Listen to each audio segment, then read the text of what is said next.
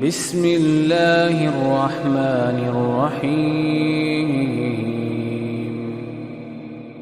روزہ دار کو صبح کو جنابت کی حالت میں اٹھنا۔ ام المومنین عائشہ صدیقہ اور ام سلمہ سے روایت ہے کہ کبھی کبھی رسول اللہ کو اس حالت میں صبح ہو جایا کرتی تھی کہ آپ اپنی بیویوں سے جنبی ہوتے، پھر غسل فرما لیتے اور روزہ رکھتے تھے۔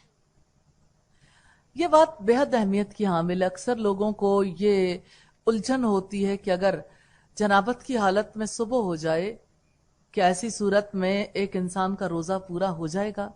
نماز میں اور روزے میں فرق ہے۔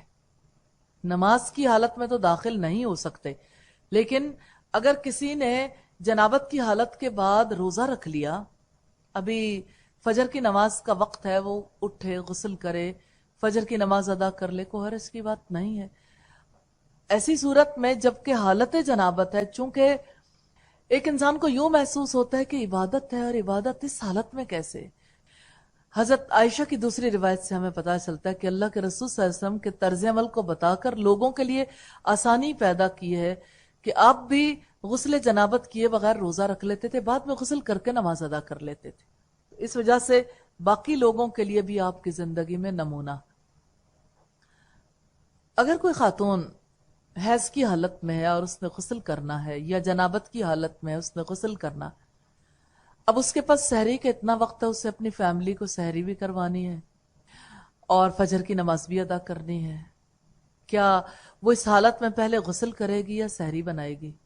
وقت اتنا ہی ہے، ایک کام ہو سکتا ہے، تو وہ سب سے پہلے غسل کرنے کے لیے نہیں جائے گی، کیونکہ وقت تھوڑا ہے۔ اگر وقت ہو تو پھر تو سوال کرنے کی گنجائش ہی باقی نہیں رہتی۔ اب وہ پہلے سحری بنا لے، کیونکہ ایسی حالت میں اب یہ مجبوری کی حالت ہے۔ اگر اس نے کچھ پکا لیا تو اس کا پکایا ہوا ناپاک تھوڑی ہو جائے گا، تو سب لوگوں کو سحری کھلا دے اور اس کے بعد غسل کرے اور نماز ادا کر لے، اس میں کوئی حرج کی بات نہیں ہے۔ ام المومنین حضرت عائشہ سے مروی ہے کہ ایک شخص نے رسول اللہ سے مسئلہ پوچھا جبکہ آپ دروازے پر کھڑے تھے۔ اے اللہ کے رسول، میں بحالت جنابت صبح کرتا ہوں اور روزہ بھی رکھنا چاہتا ہوں۔ رسول اللہ نے فرمایا، میں بھی بعض اوقات صبح کو جنابت کی حالت میں اٹھتا ہوں اور روزے کا ارادہ ہوتا ہے تو غسل کر لیتا ہوں، روزہ رکھتا ہوں۔ وہ آدمی کہنے لگا، اے اللہ کے رسول، آپ تو ہماری مانند نہیں ہیں، یعنی آپ کے تو سارے گناہ بخشے ہوئے ہیں۔